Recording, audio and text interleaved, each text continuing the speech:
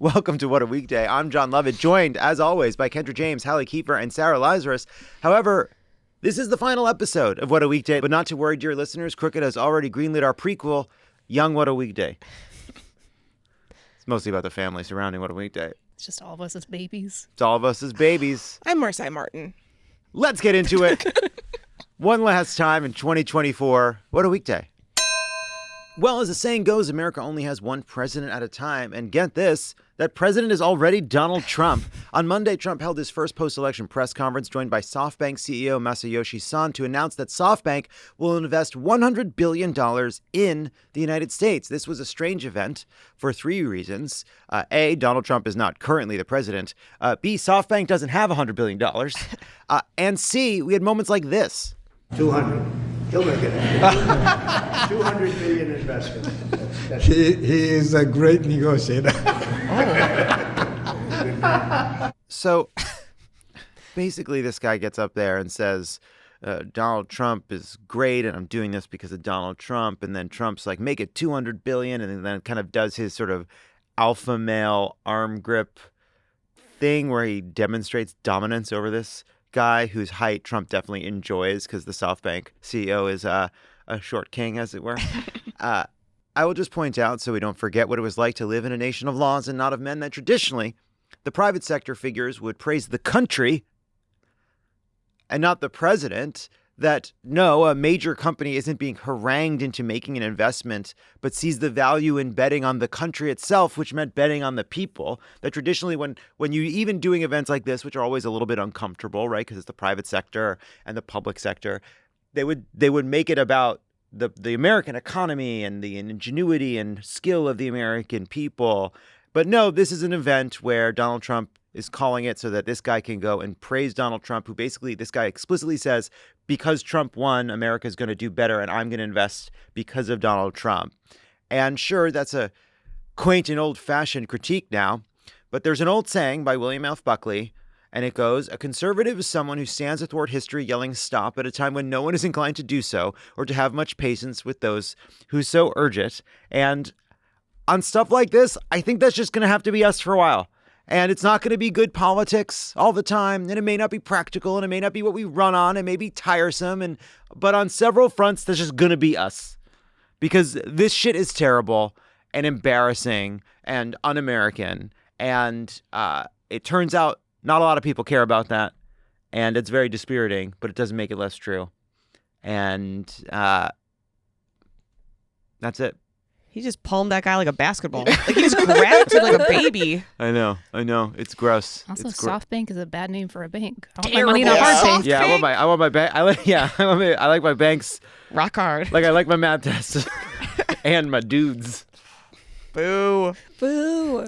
The president-elect told reporters that he would consider pardoning New York City Mayor Eric Adams if he's convicted on federal corruption charges. Yeah, I would. Yeah.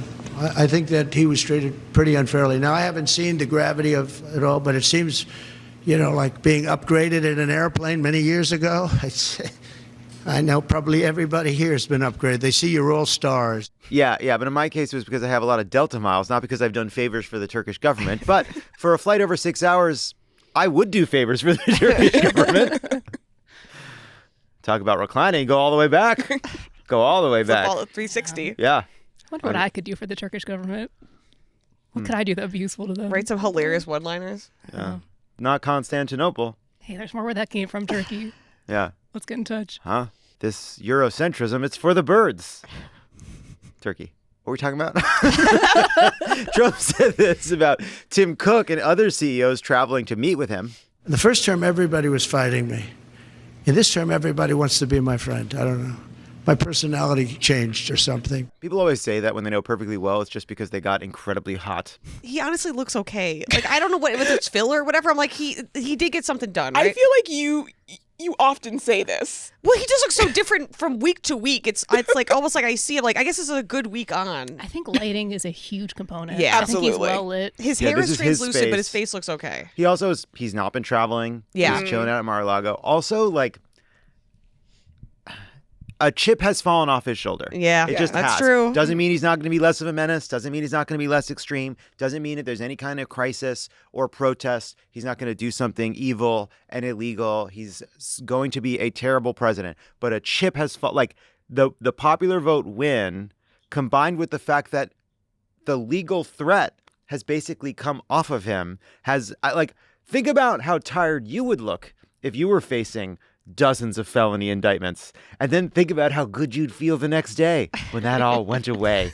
Think about how good that would be for the skin. Talk about a vitamin, here are the things that we know work on the skin. Mm-hmm. Vitamin C, retinol, sunscreen, moisturizer, and having 92 felony indictments dropped. That is great for the complexion. It's got data behind it. You could take that to the bank. It's correlation, not causation. Take that to the SoftBank. Hey, take that. In response to a question about the potential TikTok ban, Trump said this. We'll take a look at TikTok. I have a warm spot in my heart for TikTok because I won youth by 34 points. And there are those that say that TikTok had something to do with that. First of all, no, Donald Trump didn't win youth by 34 points. He only won old people. That's the group that he wins. And sure, you think you're just going to take a look at TikTok, and then suddenly it's 5 hours later, you're smearing beef tallow on your face while wondering what's going to happen on Molly Rudder's next first date. Oh, I'm waiting for part 6 of CO to Felon right now. I'm really invested in a woman who got manipulated by one of her prisoners. And is now under indictment, but her fiance doesn't know. There's a lot going on. Well, then if it's on TikTok, doesn't the fiance find out? Well, she's telling a story. Oh, it's a long. She's been to jail and out. Every once in a while, there'll be like one of those 30-part stories. If you just dig in, you're like, let's go on a journey. I'm in. Also on Monday, Trump said of RFK Jr. that he'll be much less radical than people think and said, "You're not going to lose the polio vaccine," but also cited a debunked connection between vaccines and autism, adding there's something wrong and we're going to find out about it. Trump keeps saying this about the polio vaccine as if it's reassuring, but it's not. Like, yeah, man, we didn't think that was on the table. It's like you're about to go into knee surgery, and as the anesthesiologist brings the mask down, he says, "Don't worry, we won't touch your kidneys." Well, I wasn't, but what else is going on in here? Why is that reassuring? What else are you going to take? Don't worry, we won't touch the polio vaccine. Well, great, man. There's a bunch of other ones you shouldn't. No one was talking about that one. What about the other ones? Mitch McConnell had polio. Also this weekend, Trump and J.D. Vance attended the Army-Navy game and invited recently acquitted Marine Corps vet Daniel Penny as their guest. Either you hate the male loneliness epidemic or you hate this, but you can't hate both. These are men finding community. Penny was found not guilty last week of criminally negligent homicide after he put homeless man Jordan Neely in a chokehold on the New York subway last year, explained a spokesperson for Trump and Vance. Inviting Penny to the game was just our way of saying thanks for putting a homeless man in a chokehold on the New York subway last year. The trio were also joined at the game by Trump picked to head up national intelligence Tulsi Gabbard and his prospective defense secretary Pete Hegseth and Ron DeSantis, who is allegedly in the running to replace Hegseth if Trump rescinds the nomination of the former Fox News anchor. The competition between Hegseth and DeSantis to win Trump's favor has been dubbed the Smarmy Navy game. And as is our new custom, America's oligarchs are finding new ways to pay tribute to our leader. After Mark Zuckerberg's Meta donated $1 million to Trump's inauguration fund last week, other tech giants have rushed to do the same. Jeff Bezos' Amazon reportedly plans to donate $1 million to the fund and will stream Trump's inauguration on Prime come Monday. January. What? January. Just leave it. It is the Monday of the year. You got to be careful, though. All right. Amazon also has a bunch of knockoff Trump embarguations, and they will fall apart the first time you put them in a dryer. Too many vowels. All those fake brands on Amazon. It's not good. You just look up anything, it's like, well, this is just going to burst into flames when it gets here. OpenAI told NPR that CEO Sam Altman intends to make a personal $1 million donation to the fund, and not to be outdone, to settle a ridiculous lawsuit, ABC News capitulated to Trump's lawyers and will donate $15 million to Trump's presidential library and pay an additional $1 million for Trump's legal fees. The Trump Presidential Library, oops, all gift shop. I like that joke. This was a lawsuit over an interview in which George Stephanopoulos asserted that Trump was found liable for rape when he was found liable for sexual abuse and defamation in a case where the judge said that the term rape as commonly understood would apply, but not according to a narrow specific legal definition in New York state law. Disney, of course, has the resources to fight this kind of lawsuit, whereas many critics threatened with legal action by Trump to intimidate and silence them do not. It's a healthy reminder. Corporations will not save us from Trump. They will only make us happy. That's what they do. They're just here to make us happy. And boy, do they make us happy. We love them. Thank you, corporations. We love our corporations. And Trump's threats are not idle. Disney's pathetic capitulation comes as Trump pursues costly legal fights against his various enemies. In October, Trump sued CBS News, accusing 60 Minutes of editing a clip of Kamala Harris in such a way as to assist her candidacy. Meanwhile, I will be suing 60 Minutes for not doing that well enough. Sent the suit to paper over Kamala's word salad weakness. CBS used its national platform on 60 Minutes to cross the line from the exercise of judgment in reporting to deceitful, deceptive manipulation of news. Yeah. Because of 60 Minutes, nobody ever got the sense that Kamala responds to questions about politically fraught topics with a string of bromides said slowly and with great conviction. Just before the election, Trump sued the New York Times, alleging 3 stories on him were deceptive, malicious, intentional, defamatory, disparaging, distorted, fabricated, false, and misleading. The Times stood by its reporting. That's great writing. It sounds like a Tom Lehrer song. Yeah, it's beautiful. It's interesting. Yeah, it sounds like Gilbert and Sullivan. Yeah. And on Monday, Trump sued the Des Moines Register for publishing that Ann Selzer poll that showed him down in Iowa. I'm going to be bringing one against the people in Iowa, their newspaper, which had a very, very good pollster who got me right all the time. And then just before the election, she said I was going to lose by 3 or 4 points, and it became the biggest story all over the world because I was going to win Iowa by 20 points. The farmers love me, and I love the farmers. As with the 60 Minutes lawsuit, Trump is attempting a novel legal argument, this time under the Iowa Consumer Fraud Act, claiming the poll constituted consumer fraud.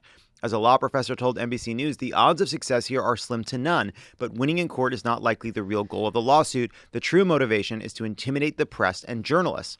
And that's disgusting.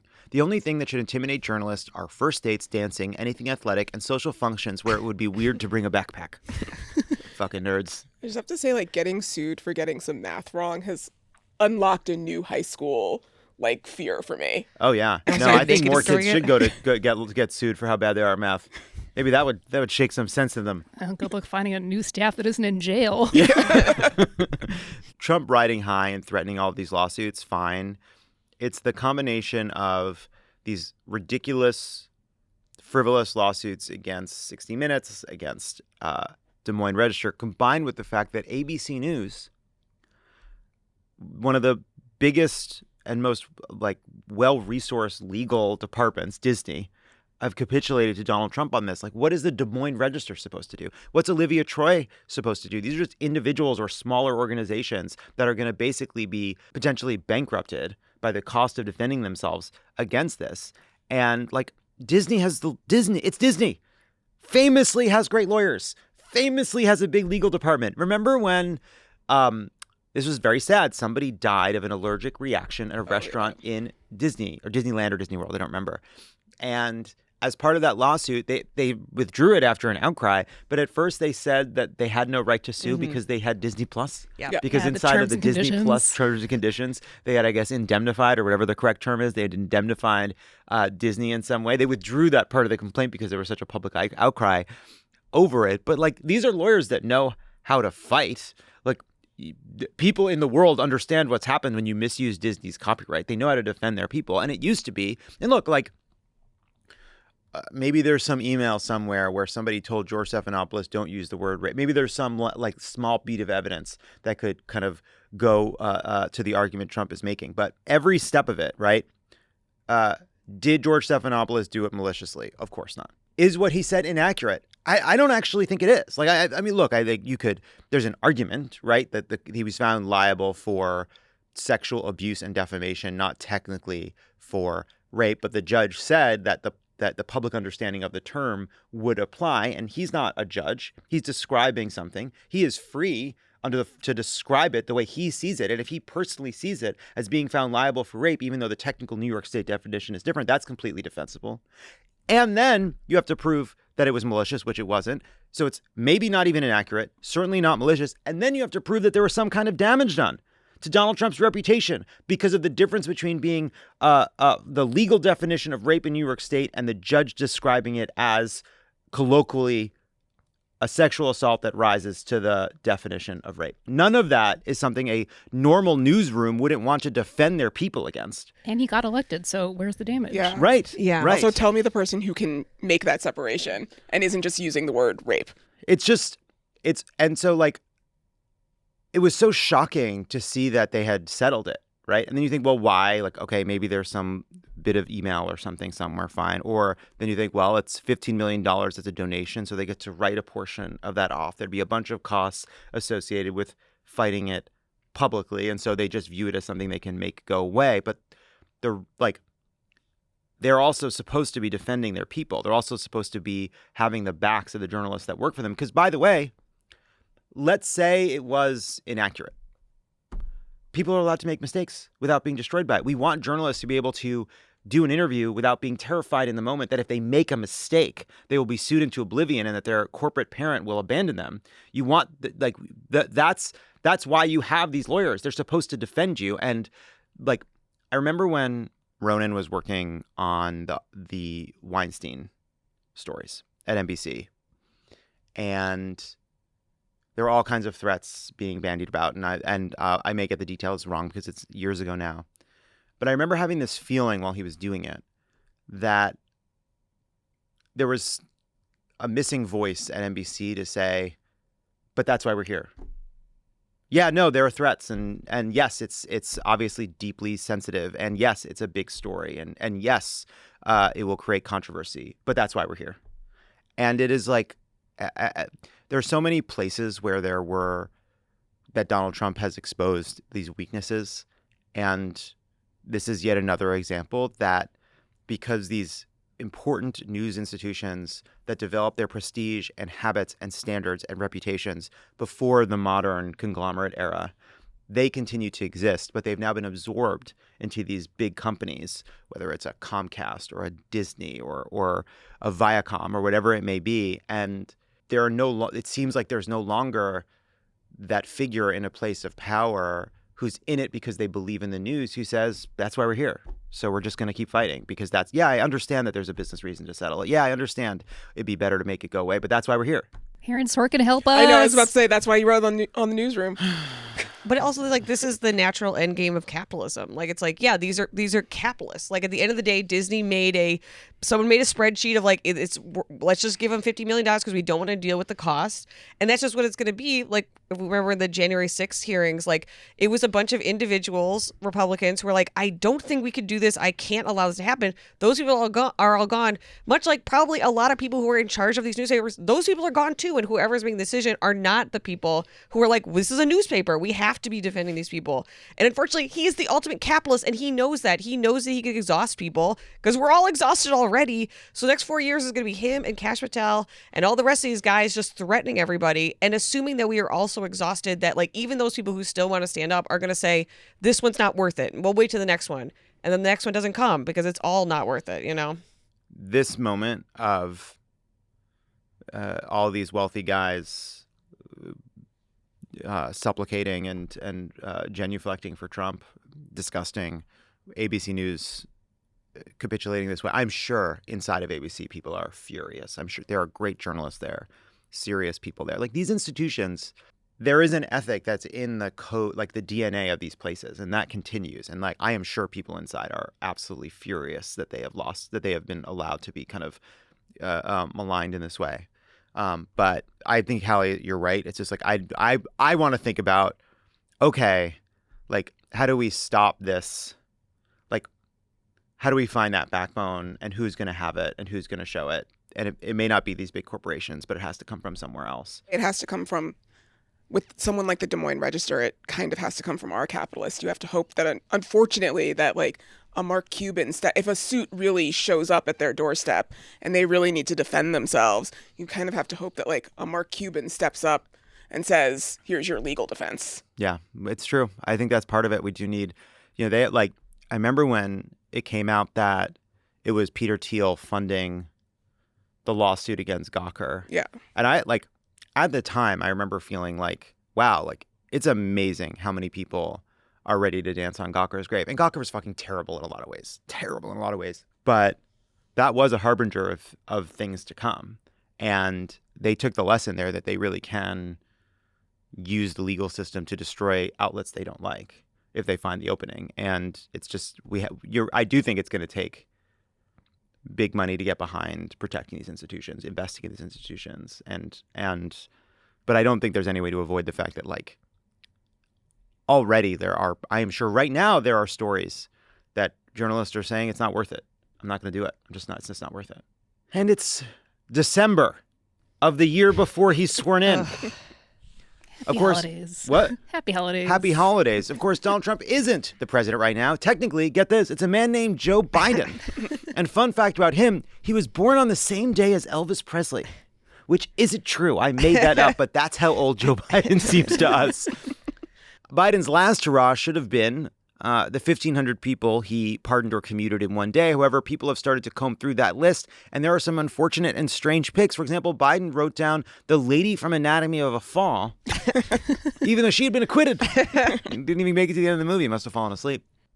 The president commuted the sentence of former Pennsylvania judge Michael Conahan, who was convicted in 2011 of the Kids for Cash scheme, where he accepted kickbacks in exchange for wrongfully sentencing children to for-profit juvenile detention facilities. He took money to fill the jails with children. Some of those kids were so wrecked by the experience, they ultimately took their own lives. It's a disgusting, cartoonishly evil scandal, like a 30 Rock style joke fucking scandal. And that sentence was commuted because President Biden commuted all the sentences of people that were released into home confinement during the pandemic at the request of certain outside groups, apparently not going through and checking them. So that's a bit of a botch, though I will say it's interesting to see people that advocate for abolition or just a general complete overhaul of the justice system, seeing a person like this judge who is an older person and is very unlikely to reoffend, given that it's hard for him to become a corrupt judge again, being angry. And I feel like there's two pieces to it. One of which I think is completely fair, which is like, this is somebody who exploited the very system we despise to destroy lives. That it is in stark relief a kind of cartoon hyperbolic version of what the justice system does every day, which is destroys people and sends them to these for-profit institutions. And you're going to show this person mercy in a system in which so few people get mercy. And I totally respect that. But there's another part of it, which is people being like, yeah, I'm for prison abolition, but I want this guy to fucking pay. But these people were on home confinement, yes? This person was on home confinement, yes. Yeah, that's not, like, that part I can, like, get behind. Home confinement, our parole and probation systems need to be fixed. Those two things are not the same thing. And there are definitely inequalities and injustices in those, but home confinement is a much, much better option than the for-profit and also, frankly, like the federal jail and prison systems. Sure. Yeah, Well, I mean, like, I wouldn't have minded this guy rot in He jail. was already out of prison. Like, it's Right. like to commute a sentence of somebody who's already like at home. You know what I mean? Like, it's not even like Yeah. And he someone was who's in apparently the going to be prison. up in a couple of years anyway. And so they just sort of wiped everybody, including the people that would have been up in the next couple of years. Yeah. But I do think it was like, it's interesting just to see how negative the reaction has been, because like I felt the same thing. It's like, I remember that scandal. It was outrageous. It was outrageous. And I do think there's like a kind of why does this guy get mercy? Can we make sure his home sucks a little bit? Can we take out his Right. dishwasher? Will people shout at him at restaurants? I hope so. If you ever find yourself involved in any endeavor that could be potentially described as cash for kids, you shouldn't get the clemency treatment. You should get the final destination treatment. He also pardoned Rita Crundwell. Her name is Crundwell, a villain name. Former Illinois comptroller who pleaded guilty to a $54 million embezzlement scheme. Crundwell is better known by her street alias Corn Pop. Biden. Well, it does like this story too. It had this sort of, it's feeding into the narrative of like Joe Biden is just quiet quitting because it's like, well, the group submitted all these names. Like, well, didn't anybody go through it? Did Joe Biden have any questions? Did anybody? We don't know. We're not getting insight. Like, maybe, but we're just not seeing it. We're not getting any sense of it. You think somebody political would flag the Cash for Kids judge? Be like, hey, let's get that guy off the list. Why is that? Why are we putting that guy? Why is that guy jumping to the front of the line? Is everyone seeing it as Cash for Kids 2Ks? Oh, like the commercial? Yeah, no, I am. okay, I am, for great. sure. In Sky News, the drone mania in New Jersey continues. Homeland Security Secretary Alejandro Mayorkas told This Week, we have not seen any foreign, we know of no foreign involvement with respect to the sightings in the Northeast, and we are vigilant in investigating this matter, the Department of Homeland Security, with the Federal Bureau of Investigation in the lead. In other words, this is the work of some kind of local kingpin who's operating out of New Jersey, a droney soprano, if you will. As for why people are suddenly seeing so many drones at once in 2024, Mayorkas actually had an explanation. And in September of 2023, the Federal Aviation Administration, the FAA, changed the rules so that drones could fly at night. And that may be one of the reasons why now people are seeing more drones than they did before, especially from dawn to dusk. My theory is that these things are like the forest clowns people were seeing in 2016. And just as with the clowns, the sightings should die down once Trump takes office. They're just omens. Nothing to worry about. Just terrifying omens. Forgot about the clowns. When asked about the mysterious drones flying over Jersey on Monday, Trump, of course, knew his job was to calm frayed nerves and avoid feeding into a frenzy of speculation and fear. The government knows what is happening. Our military knows, and our president knows.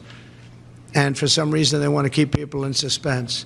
I can't imagine it's the enemy, because if it was the enemy, they'd blast it out. Even if they were late, they'd blast it.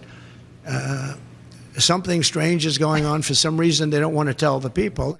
That's right. The president sees a story like this and thinks, I bet I can make people even crazier. That's his instinct. That is his instinct. His instinct is like, I think I can really spin this up. He's basically Frank from Always Sunny. It's like my middle school principal who told us that the Sears Tower had been attacked on 9/11.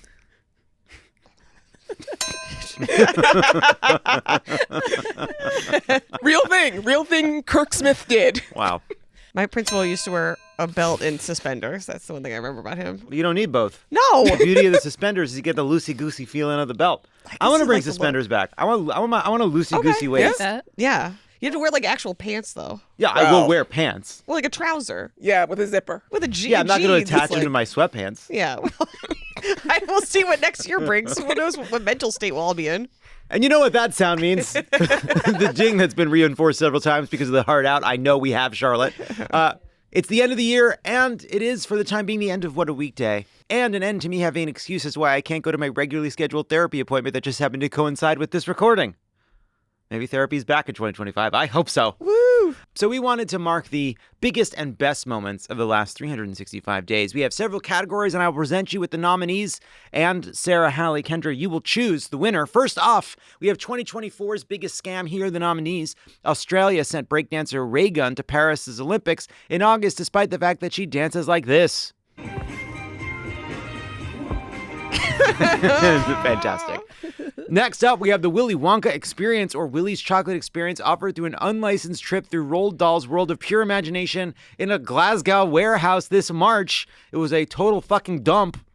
Remember that? Just a bunch of AI images, and like there was a new character called the Shadow, The unknown. Yeah. To terrify the children. Just an absolute scam. I think you got like one little chocolate if you were there early. And like enough. a half a cup of You Sprite. got like 2 jelly beans. You got 2 jelly beans and a Sprite. And finally, this year alone, Donald Trump released gold sneakers, guitars, branded Bibles, a $100,000 watch, and a signature scent named, what? Fight, Fight, Fight.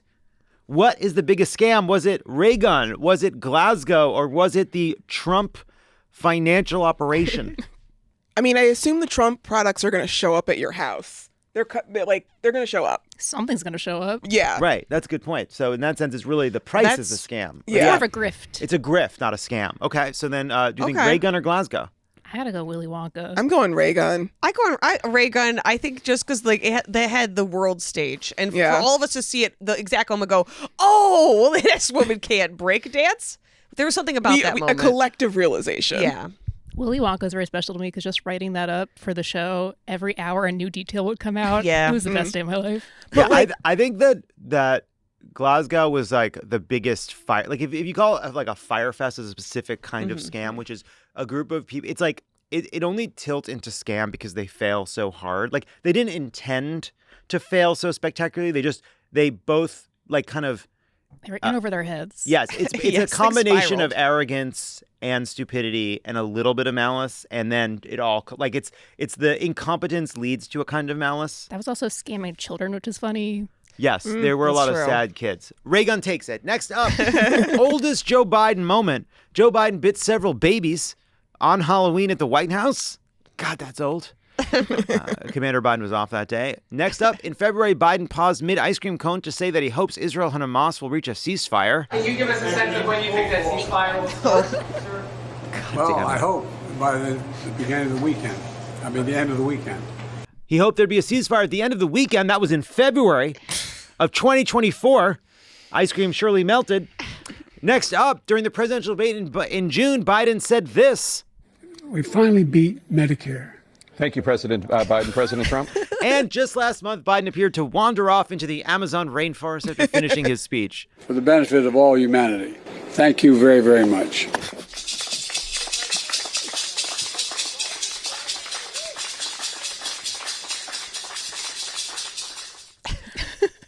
All right, I'm gonna say the sunglasses, the aviators, add a youth that otherwise wouldn't be there. I have to go still with the debate. I think ice cream cone. I think ice cream cone. I think it's the baby, just because it was already after everything had happened. And it was like, everyone's like, all right, well, we've switched out to Kamala. And it was like, literally the next week, it was like, all right, he's out here biting babies. But he would bite that baby at any age. No, He's been and I biting want to be babies his clear. whole life. That's a fair point. I think it's just the baby's expression. It just, the passing on of the next generation. What do you think it is, Lovett? I'm going to break the time and say ice cream. I agree with Lazarus. I think it just It was is something very ancient old. about it. The pause, terrifically old. Yeah. Looks good, though. Next up, we have the most unhinged promotional tour moment. On June 18th, Justin Timberlake was arrested and later pled guilty to driving while ability impaired. According to Page 6, the singer told the police officer his arrest was going to ruin the tour. The officer asked, "What tour?" Timberlake replied, "The World Tour." I was going to say, also, that world tour started yesterday. Wow. It did eventually happen, so he is on tour now. In case you want to see Justin Timberlake, I guess. Next up, while promoting It Ends With Us, Blake Lively revealed this to E! So the iconic rooftop scene in this movie, my husband actually wrote it. Nobody knows that, but you know. This was a surprise considering Ryan Reynolds had no role in the making of the film whatsoever. And they apparently asked the screenwriter afterwards. She's like, I don't know anything about that. But I guess they did do something. She's like, I thought they were improvising. So they may have improvised a scene that he wrote. No, Or he wrote it during the strike. So there's another point where she was in some interview and she said that she doesn't like writing from a blank page, but she loves writing off of something that's already written. And it's like, Oh, you like editing? yeah, Is editing easier for than sure. writing? Crazy. There was a few moments where it's like, oh man, gotta keep a few people around you that don't say yes to everything you say. Yeah. Gotta keep your feet on the ground. Blake Lively. Both of them have kind of overplayed their hand recently, I think. It's like you got to scale back and maybe disappear for a year and then come back. Yeah. In Rolling Stone interview in April ahead of the release of her album Hit Me Hard and Soft, Billie Eilish said about masturbating, everybody should be jerking it, man. Well, that's just true. And Dakota Johnson repeatedly went viral for her deadpan Madame Web interviews, or Madam Web, if you're nasty, like this one. Why did that go viral? I think it went viral because out of context, people were just like, what does this mean? Did you catch that at all? No. Somebody brought this up and I have no idea what it's about. There were lots of memes because I think people were like, what is... Just out of the context of it, it was just a very... But isn't any sentence out of context out of context? Yeah.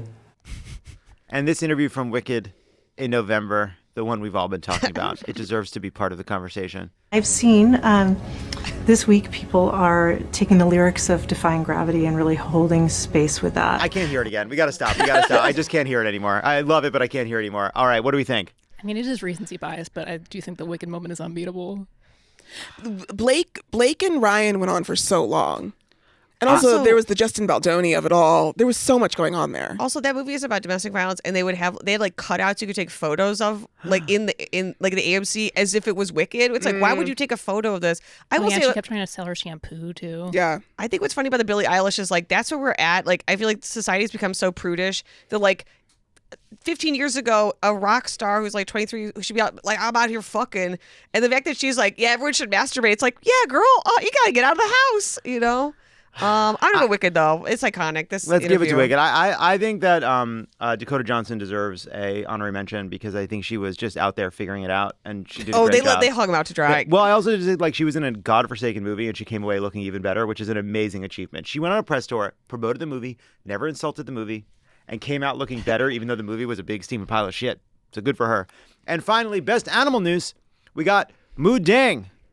Next up, we've got a leaky fire hydrant that birthed the Bed-Stuy fish pond. We've got 43 monkeys that got loose from the Alpha Genesis Research Facility in South Carolina. All but 4 monkeys have been recovered. There are still monkeys on the loose. And finally, TikTok squirrel Peanut. Yeah, who is dead? So what do you got? We got the loose monkeys. We got Moo Dang. We got the pond. And we got Peanut. I'm going to give it to Peanut posthumously for making it into the election discourse. Yeah, that's true. Peanut made a difference. But Peanut died, and I feel like so it can't be the best animal news because it ended with their tragic execution by the state. But he did rise above his station. And isn't that the most American story? All right, let's give it to Peanut. Peanut. So congrats to Peanut, Ariana Grande and Cynthia Erivo, Joe Biden, and Reagan. You've done it. You've won our awards. Before we go, everybody, exciting news in 2025, Love It or Leave It is going to be back. We have a bunch of live shows in Los Angeles. Come through. You can see what we cut from the unhinged material that doesn't make it into the video or the podcast. It's a new season of the show that dared guests from Danny DeVito to Amy Klobuchar to ask, what is this? Where am I?